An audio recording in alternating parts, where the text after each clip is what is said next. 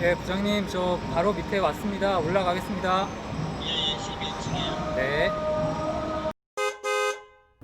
네, 요즘 달러 얘기가 너무 뜨거운데요. 그래서 외환 전문가 모셨습니다. 신한은행에서 WM과 IPS 그룹에서 투자 전략을 맡고 있는 투자자산 전략부장 조재성입니다.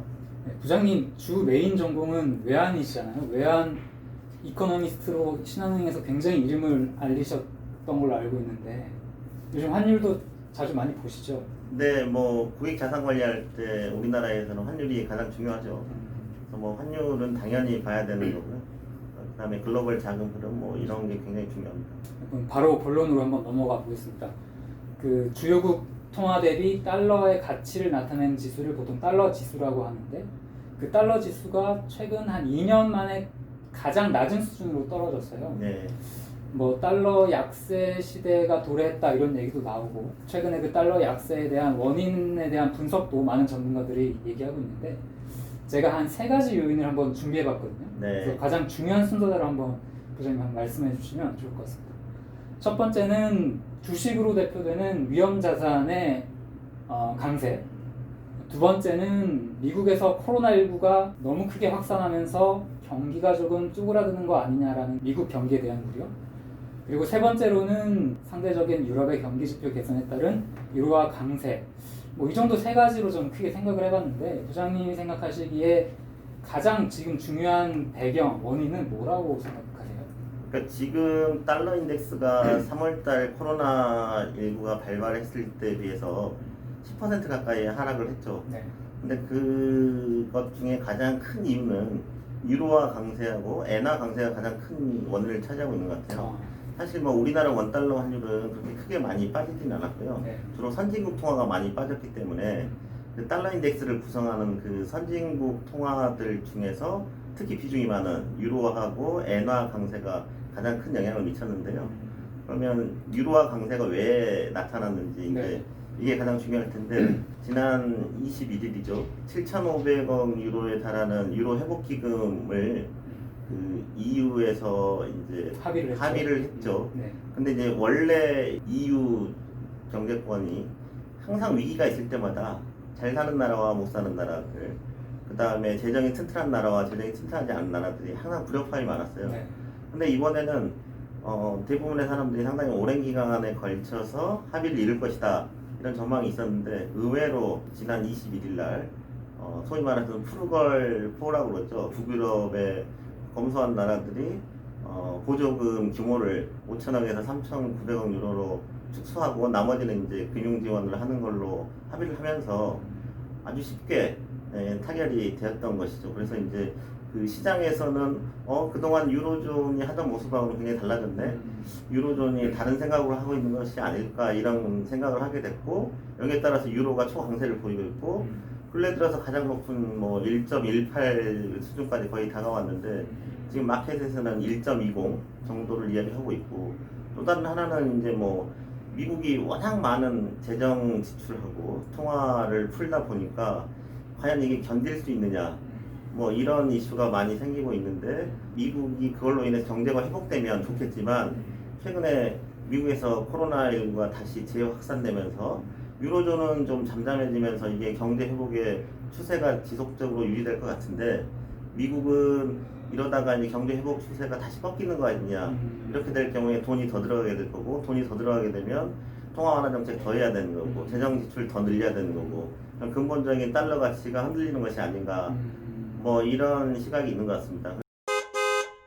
제가 정리 한번 다시 한번 하고 가겠습니다. 달러 약세의 원인은 달러 자체가 약해진 것도 있지만 가장 먼저 지금 최우선으로 보고 계신 것은 유로화 강세에 따른 상대적인 달러 약세를 얘기를 해주셨고 그리고 유로화 강세의 원인에 대해서는 유럽연합이 공동기금을 지출하는 것을 합의를 했는데 그것이 굉장한 상당한 의미가 있는 것이다.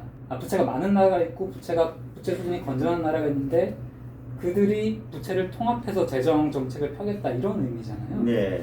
그러니까 앞으로 재정 정책에 대한 기대가 더욱더 강력해질 수밖에 없는 것이고 어떻게 보면 좀 획기적인 전환이라고 보는 분들도 많은데 그런 것을 계기로 유로화가 오르고 있고 미국은 근데 상대적으로 최근에 코로나19가 너무나도 계속 번지면서 고용을 중심으로 경기 지표가 조금씩 꼬꾸라드는 모습을 보이면서 재정을 계속해서 쏟아부어야 되는 상황이고 그러면 미국은 재정 적자는 계속 또 늘어날 수 있는 상황이고 통화는 또 계속 찍어내고 그렇기 때문에 또 달러 자체가 약세를 나타내는 것도 있다 이런 말씀이시죠? 네, 맞습니다. 근데 지금 말씀해주신 원인들을 하나하나씩 살펴보면 단기적인 요인은 아닌 것 같아요. 유럽의 공동 회복 기금의 합의나 미국의 어떤 재정 적자 확대 이런 부분은 굉장히 장기적인 이슈잖아요. 네. 그러면은 달러 약세도 장기적인 추세로 봐야 되는 거 아닌가?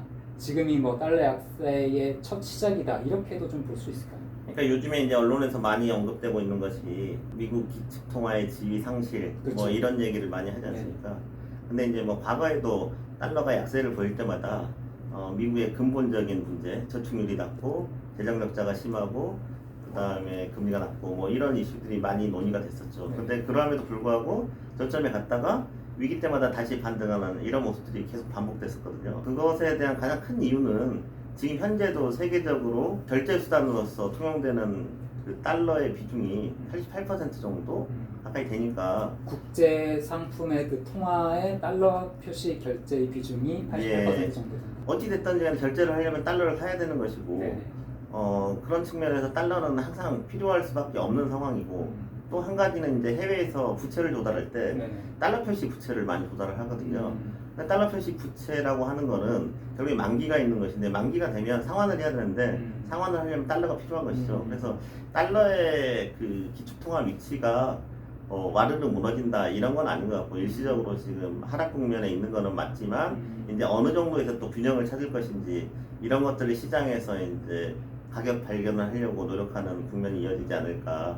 근데 다만 달러 인덱스가 떨어졌던 수준 89에서 뭐 90 정도에 오면 기술적으로도 그동안 많이 떨어졌기 때문에 달러 가치가 반등할 가능성이 있죠. 근데 이제 이게 추세적으로 다시 반등하느냐 이런 이슈는 아닌 것 같고요.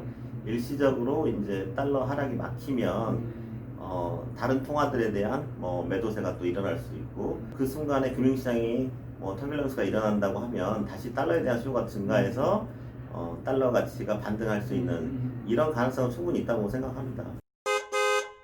네, 지금 저희가 한번 좀 구분을 해봐야 될 게 달러의 약세 기조가 계속 이어지는 것과 안전자산으로 또는 세계 기축통화로서 달러의 지위가 흔들리는 것 이건 조금 또 다른 이야기일 수도 있을 것 같아요. 네. 말씀 주셨다시피 최근 3월에 미국 금융시장에서 어떤 신용 경색 조짐을 보일 당시 달러가 굉장히 귀한 몸이 됐었잖아요. 그때는 달러가 안전자산으로서의 존재감을 확실히 발휘를 했었기 때문에 지금 당장 어떤 달러의 지위 자체가 흔들린다고 보기는 좀 어려울 것 같거든요. 예, 맞습니다. 그런데 최근에 보면은 달러가 떨어지는 와중에 금값이 굉장히 많이 오르고 있습니다. 금값이 뭐 최근 한 9년 만에 가장 높은 수준으로 올랐는데 이게 결국에는 그 사람들이 달러 대신에 달러를 대체할 만한 상품으로 금을 찍어서 금을 사들이는 게 아니냐 이런 분석도 굉장히 많거든요. 그 달러와 금의 상관관계는 최근 좀 어떻게 보고 계세요?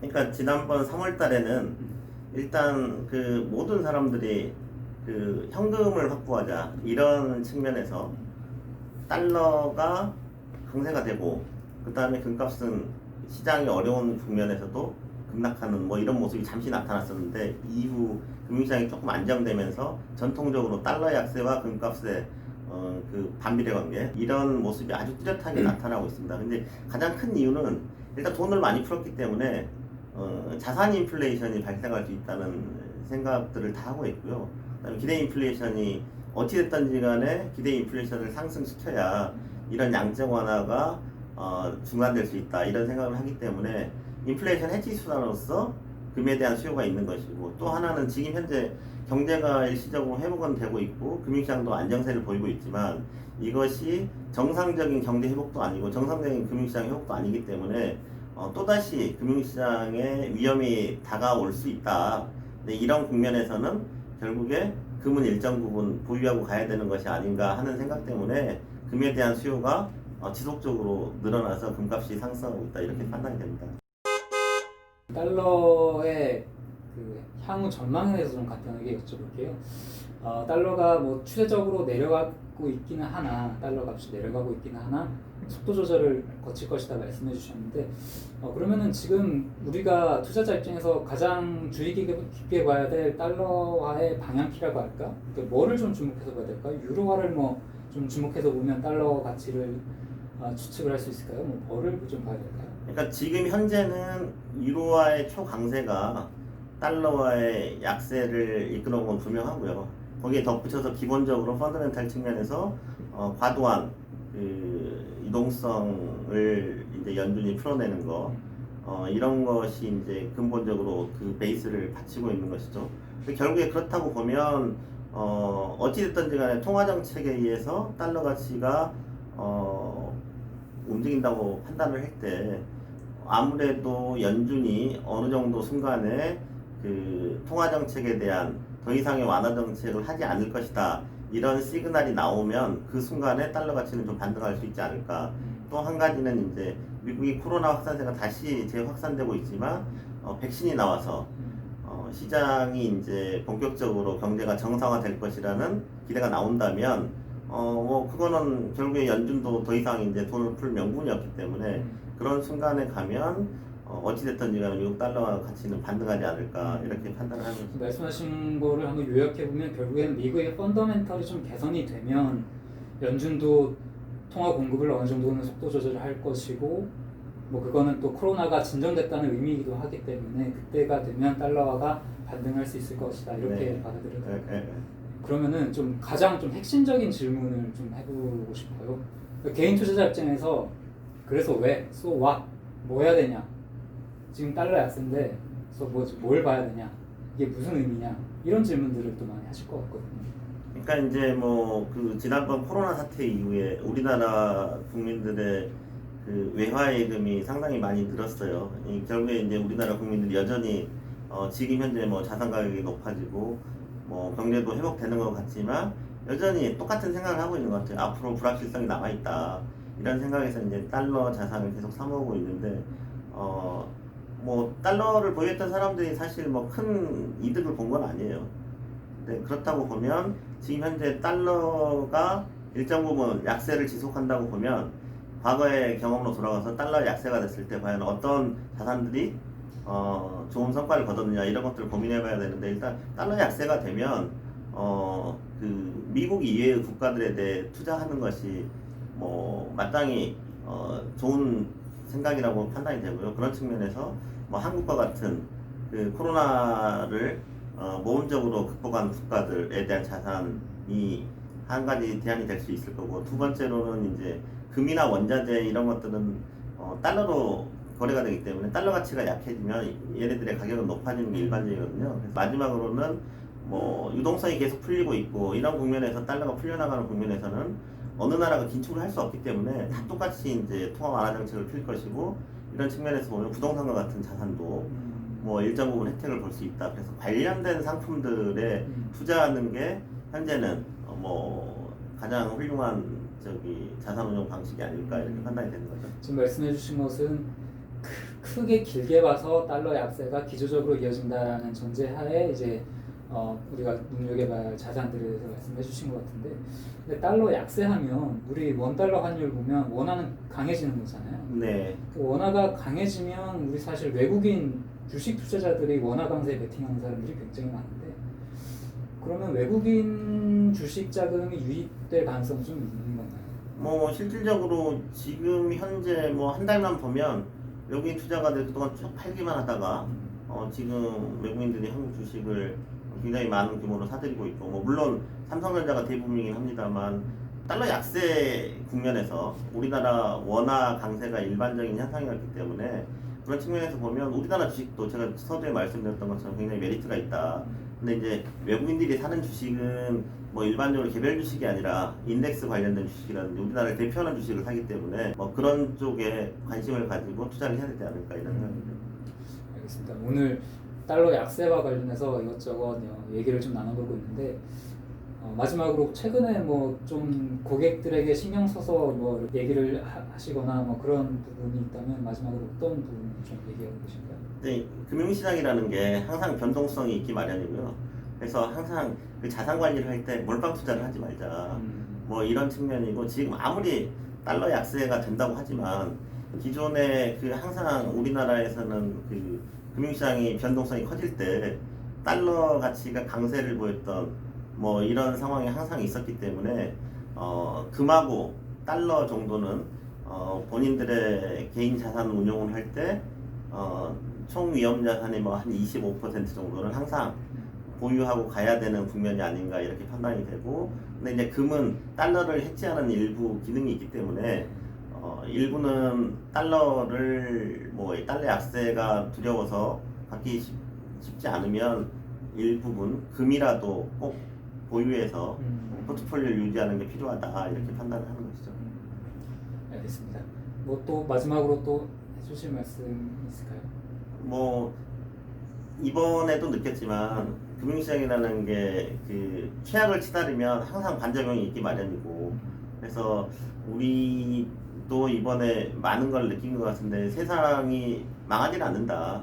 그래서 아무리 위험한 국면이 와도 자기의 위험 자산을 모두 다 버릴 필요는 없다. 항상 그 정부가 있고 중앙은행이 있기 때문에 이것들을 극복하기 위한 글로벌 공조도 있고, 그래서 아무리 위험한 순간이라도 위험 자산을 다 처분하는 이런 어리석은 짓을 하지 말자. 이게 이제 제가 그 독자들에게 해드리고 싶은 말인 것 같습니다. 알겠습니다. 오늘 말씀 감사합니다. 네, 감사합니다.